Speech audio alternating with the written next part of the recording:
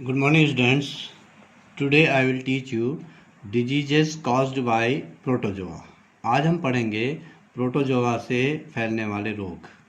इसमें सबसे पहले हम देखते हैं अमीबियोसिस। अमीबियोसिस में जो है जो अमीबा से लिया गया है अमीबियोसिस, इसको आमातिसार भी बोला जाता है या अमीबियोसिस बोलते हैं।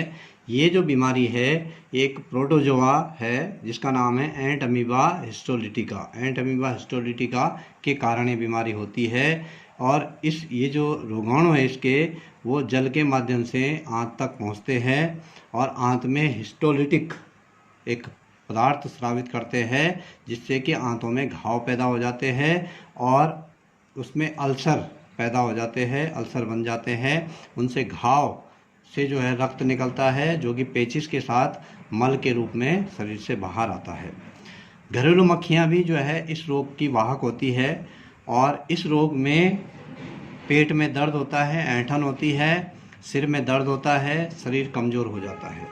रोकथाम व उपचार, कंट्रोल एंड ट्रीटमेंट। भोजन को अच्छी तरह से पकाकर खाना चाहिए। फल आदि ठीक प्रकार से धोने चाहिए। जो भोजन है उसको ढंग से पका के खाना चाहिए। फलों को पहले अच्छी तरह से धो लेना चाहिए और तब काट के खाना चाहिए। नियमित स्नान करना चाहिए। नाखून कटे हुए होने चाहिए हमेशा। भोजन से पहले हाथों को अच्छी तरह से साबुन से धोना चाहिए। पेचिश के लिए डॉक्टर की सलाह पर दवाइयाँ व ORS का घोल देना चाहिए। दूसरा जो डिजीज़ है प्रोटोजोआ से होने वाली वो है मलेरिया। ये जो रोग है ये प्लाज्मोडियम नाम का एक प्रोटोजोआ है, उससे ये रोग होता है और इसकी 4 प्रजातियां पाई जाती है। एक है प्लाज्मोडियम बाइवेक्स, ये सबसे ज़्यादा पॉपुलर है, और दूसरा है प्लाज्मोडियम मलेरिई, तीसरा है प्लाज्मोडियम फैल्सीफेरम, चौथी है प्लाज्मोडियम ओवेल। ये 4 जो रोगाणु है प्लाज्मोडियम की 4 प्रजातियां हैं। ये रोगाणु 2 पोषकों में पाया जाता है। ये जो प्लाज्मोडियम है ये 2 पोषकों में पाया जाता है। अपना जीवन चक्र 2 पोषकों में पूरा करता है, एक मादा एनाफिलीज मच्छर के अंदर और दूसरा मनुष्य के अंदर। प्लाज्मोडियम का जो अलैंगिक जनन का पार्ट होता है, एसेक्सुअल रिप्रोडक्शन जो होता है वो मनुष्य के अंदर पूरा करता है। जो अलैंगिक जनन करता है प्लाज्मोडियम वो मनुष्य के अंदर करता है, जबकि लैंगिक जनन का जो पार्ट है जो लैंगिक जनन करता है उसके अंदर बीजाणु जनन होता है, वो मच्छर के अंदर होता है। अब आगे बात करते हैं कि मादा एनाफिलीज जो मच्छर है जब किसी व्यक्ति को काटता है, मादा एनाफिलीज किसी व्यक्ति पर बैठता है, उसको काटता है तो उसका रक्त चूसता है। तो जब वो रक्त चूसता है तो उसके लार में जो ये प्लाज्मोडियम होता है इसके ये रोगाणु जो है मनुष्य के शरीर में प्रवेश कर जाता है। जब ये मनुष्य के शरीर में प्रवेश करता है तो रक्त परिसंचरण द्वारा जो रोगाणु है वो यकृत में चले जाते हैं और यकृत की कोशिकाओं को नष्ट करना शुरू कर देते हैं। वहाँ यकृत में ही ये जो रोगाणु है अलैंगिक जनन करते हैं। अलैंगिक जनन मतलब इसमें जिसमें कि लैंगिक जनन नहीं होता है।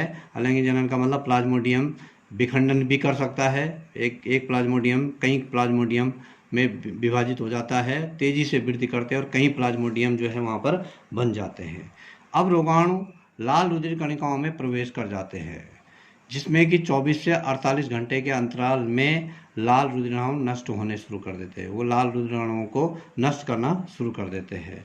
जब मादा, अब ये स्थिति जो है अलैंगिक जनन के बाद की है, जब वो अपनी संख्या बढ़ा देते हैं विखंडन के द्वारा। अब जब मादा एनाफिलीज मच्छर इस अवस्था में, जबकि उसके शरीर में जो है बहुत सारे प्लाज्मोडियम बाइवेक्स जो बन जाते हैं, किसी व्यक्ति का खून चूसता है, फिर वो किसी व्यक्ति को काटता है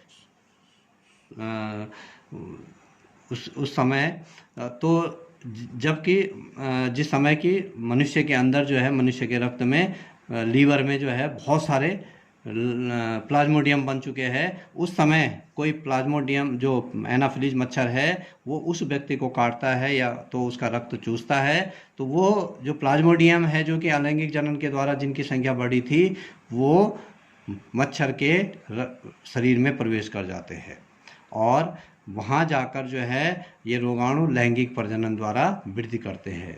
मच्छर द्वारा जब लैंगिक जनन ये करते हैं, लैंगिक जनन में युग्मक बनते हैं, युग्मकों से दो युग्मकों का आपस में फ्यूजन होता है, फिर जायगोट बनता है और फिर लार्वा बनता है।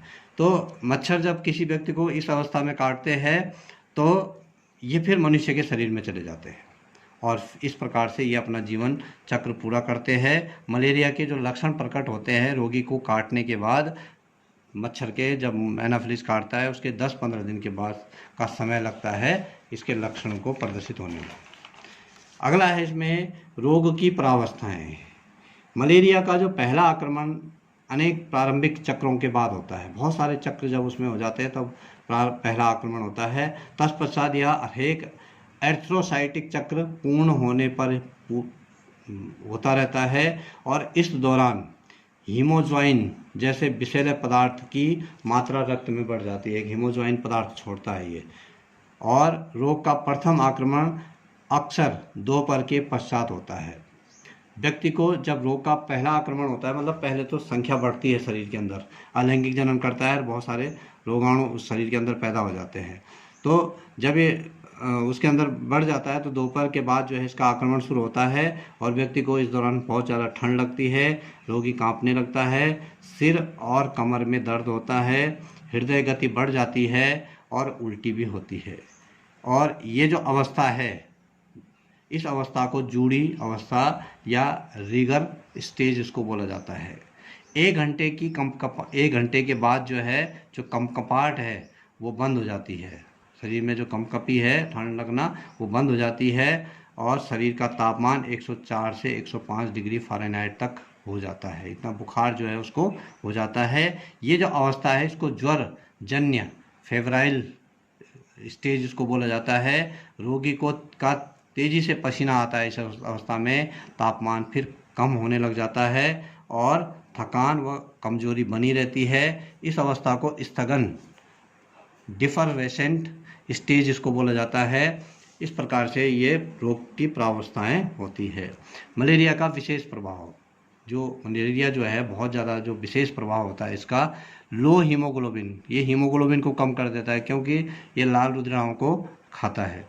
कमजोरी होती है इससे, जो तिल्ली है स्प्लीन जो है उसका आकार बढ़ जाता है और जॉइंटिस होने की पूरी संभावना इसमें हो जाती है और यदि ट्रीटमेंट ना हो तो व्यक्ति की मृत्यु तक भी इसमें हो जाती है।